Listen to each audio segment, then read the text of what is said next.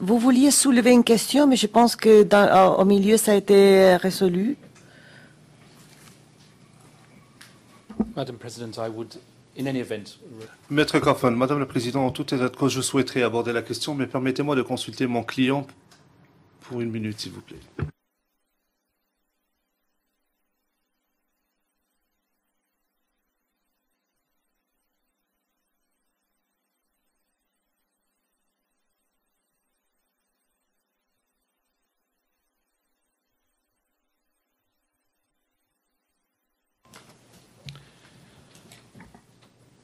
My client feels... Mon client estime que la question a été réglée après avoir lu le message qui a été passé, mais je ne souhaite pas que M. McDonald pense qu'il y a quelque chose de secret. Je vois qu'il est occupé pour l'instant, mais si vous me permettez, à huis clos partiel, je pourrais lui expliquer ce qui se passe de façon à ce qu'il sache exactement. À huis clos partiel, comme ça, il n'y aura plus de mystère.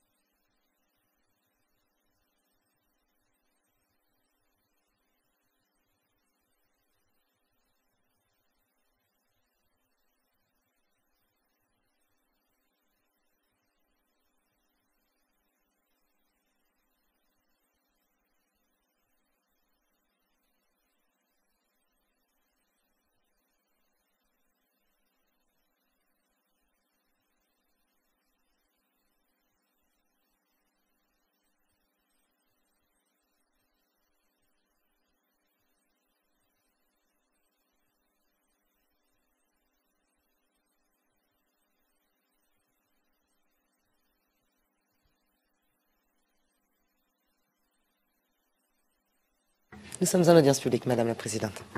Alors, Maître Kaufmann, nous devons faire la pause à 11 heures.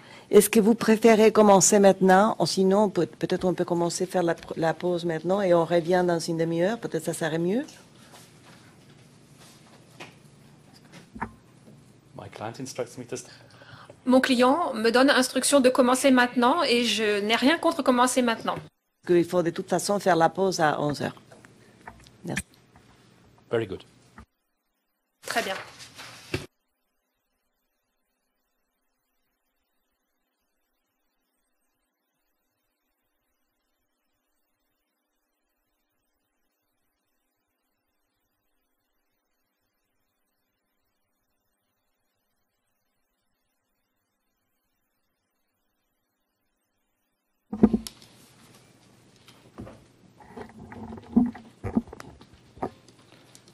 Madam President, Madame le Président, Mesdames les juges, je vais vous ramener, si vous me le permettez, au 14 décembre 2010, à l'hôtel du Golfe à Abidjan.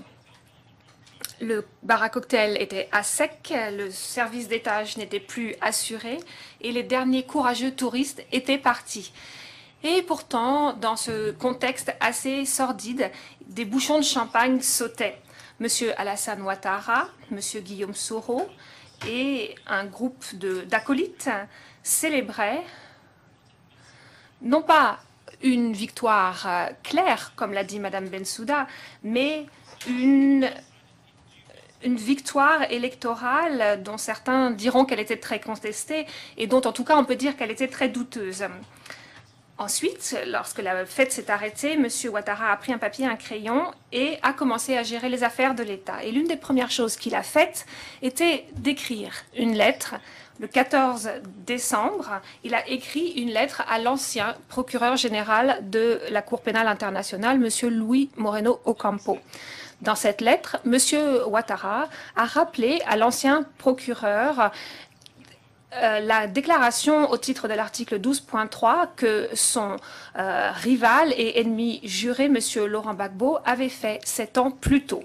Il n'a pas fait cette déclaration, à mon avis, simplement pour un objectif purement altruiste, non pas pour les victimes et certainement pas dans l'objectif de la justice. Je dirais que c'est simplement une tradition qui est maintenant bien ancrée, celle du renvoi par les États africains.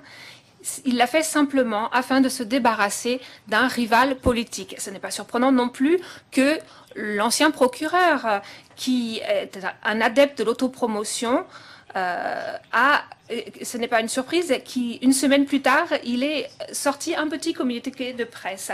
Et ça n'est pas surprenant non plus que ce soit le contenu de ce communiqué de presse qui a contaminé le cours de toute l'enquête en l'espèce. Permettez que je cite ce communiqué de presse.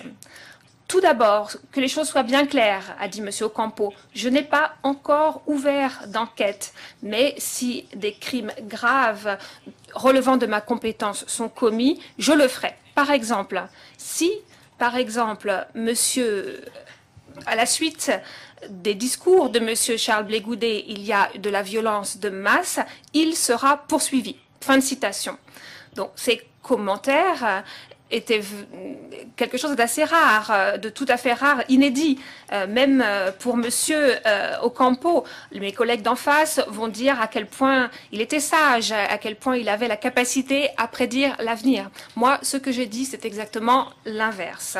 Comme vous le remarquerez, aucun des incidents dont est accusé M. Blé Goudet sont liés, même de loin, à un discours qu'il a prononcé avant le 21 décembre 2010, au moment où M. Ocampo a lancé son communiqué de presse. Cela confirme mes doutes que M. Ocampo a ciblé M. Blé Goudet bien avant les faits pertinents en l'espèce ne se soient matérialisés. Bien entendu, je n'aurais pas imaginé qu'un procureur procède de la façon. Le type de procureur dont j'ai l'habitude aurait dit au monde que si des crimes graves étaient commis en Côte d'Ivoire, il chercherait à diligenter une enquête afin de d'établir clairement les responsabilités. Il ne dirait pas verbatim « j'ai décidé que Charles Blé Goudet est une menace pour la société, donc je vais lui envoyer un avertissement bien senti avant de le poursuivre ». Alors, pourquoi M. Blé Goudet a-t-il été ciblé? Eh bien, regardons les choses en face. M. Blé Goudet était un phénomène. En fait, sa personnalité publique hors norme, une image créée par les médias, le précédait. Il était doté d'un charisme, d'éloquence, il plaisait aux gens et il avait le respect de toute une génération de la jeunesse ivoirienne. Sa loyauté à Laurent Gbagbo est de notoriété publique, ainsi que son dévouement à la population de Côte d'Ivoire. Mais l'accusation confond fierté et arrogance, le patriotisme et le chauvinisme et l'amour de son pays pour la haine et la haine contre les étrangers. Au cours des jours à venir, vous allez entendre l'accusation se contorsionner dans tous les sens pour vous convaincre que certains des discours prononcés par M. Blé Goudet avaient pour but de promouvoir la violence ou révélaient un plan commun criminel. Ils vont extrapoler des expressions les plus anodines et vous dire qu'il s'agit d'une intention délictueuse. Un exemple. Il n'y a rien en face, c'est maïs. Alors, Blé Goudet a-t-il inventé cette expression? Non, absolument pas. Que cela signifie-t-elle? Eh bien, on l'entend, par exemple, dans les stades locaux à Abidjan. Et en fait, c'est beaucoup plus poli que les injures qu'on entend, par exemple, lorsque Chelsea, Spurs ou Arsenal jouent le samedi après-midi. C'est simplement une façon d'exprimer sa confiance face à l'opposition. Et alors, si elle a été adoptée en masse par les partisans de Laurent Gbagbo l'ont adoptée, qu'est-ce que ça veut dire? Quelle vraie campagne politique n'a pas un slogan qui se retient bien? Je ne vais pas nier que M. Blé Goudet a joué un rôle central dans la campagne pour la réélection de Laurent Gbagbo. Je ne nie pas non plus qu'il s'est battu devant l'opinion publique et qu'il a contesté les élections. Je ne vais pas nier que M. Blé Goudet a utilisé la sympathie dont il bénéficiait ainsi que son charisme de façon à obtenir le résultat qu'il voulait. Je ne nie pas non plus qu'il a mobilisé la jeunesse au cours de grands rassemblements qui ont été organisés tout au long de la crise. Mais il y a toutefois une grande différence entre l'activisme public et une conduite pénalement répréhensible. Si M. Blé Goudet avait une véritable intention délictueuse, ce qui n'était pas le cas, il ne dirait pas en public, sachant pertinemment que tous les mots qu'il prononçait étaient diffusés à la télévision, étaient diffusés sur Internet et étaient enregistrés pour la postérité, aussi bien pour les historiens de Côte d'Ivoire et pour les collègues de Mme Bensouda. En fait, l'accusation, d'après moi, n'a pas une position tout à fait cohérente sur ce sujet. Par exemple, il y a un endroit dans le document de notification des charges, le paragraphe 262, d'après ce paragraphe, il semblerait que l'accusation avance que M. Blé Goudet parlait en code lorsqu'il s'adressait au public général, de façon à cacher son intention délictueuse. Mais ailleurs, l'accusation dit que les incitations à la violence étaient explicites. Donc, une chose, par contre, qu'on peut dire au sujet de M. Blé Goudet, c'est qu'il dit ce qu'il pense. Il est très direct et parle même de manière presque agressive.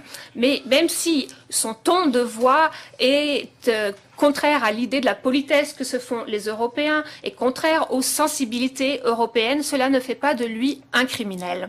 Même si le contenu de ses discours peut être interprété comme étant xénophobe, alors que ce n'est absolument pas le cas, cela n'a rien d'illégal et n'est pas un encouragement explicite à commettre un délit pénal.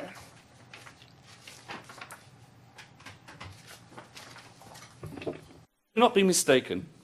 Ne vous méprenez pas.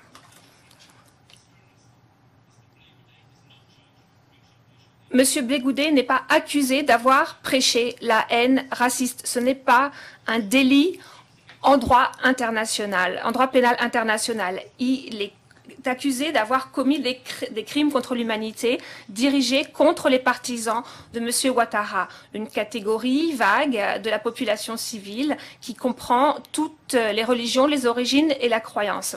Parce que l'accusation cherche à dépeindre M. Blé Goudet comme un islamophobe qui incendie les mosquées, tel que cela est dit dans le document de notification des charges. Elle a inventé un concept un peu bizarre, ce qu'elle appelle le partisan perçu de M. Ouattara. Mais perçu par qui? Dans l'esprit de qui? Certainement pas dans l'esprit de mon client, parce que nous allons prouver, et comme les preuves de l'accusation elle-même le montrent, les amis de M. Blé Goudet et ses alliés politiques étaient du Nord et étaient musulmans. Certains dirigeants connus de ce que l'on a appelé la galaxie patriotique étaient du Nord et étaient musulmans. Alors, comment définir ce partisan perçu de Ouattara? Ben, la réponse est très claire. Il est défini par ces caractéristiques que l'accusation pense qu'un partisan de Ouattara possédait ou ce qu'elle souhaiterait qu'il possède, de façon à ce qu'elle puisse accuser quelqu'un du délit de haine religieuse. Mais la crise ivoirienne n'est pas une crise religieuse et il est regrettable que l'accusation cherche à introduire cette notion dans les annales de l'histoire ivoirienne. Ne vous prenez pas. Le procureur, si le procureur avait pensé qu'elle avait les preuves pour avancer que M. Blé Goudet avait ciblé les musulmans, elle l'aurait accusé d'une attaque contre la population musulmane. En droit, elle a la possibilité de le faire. Elle ne l'a pas fait parce qu'elle sait que M. Blé Goudet est totalement innocent d'une accusation aussi grave. Revenons à la liberté d'expression. Mesdames les juges n'ont pas besoin qu'on leur rappelle qu'il s'agit d'un droit les plus fondamentaux et une caractéristique caractéristique essentielle d'une société démocratique. Appeler au retrait des forces d'occupation et de l'ONUCI, appeler la population à empêcher le passage des chars et de véhicules blindés de troupes, former des chaînes humaines autour de bataillons, ne s'agit-il pas là des outils de contestation légitime de la société civile, a fortiori en temps de conflit et de changement de régime?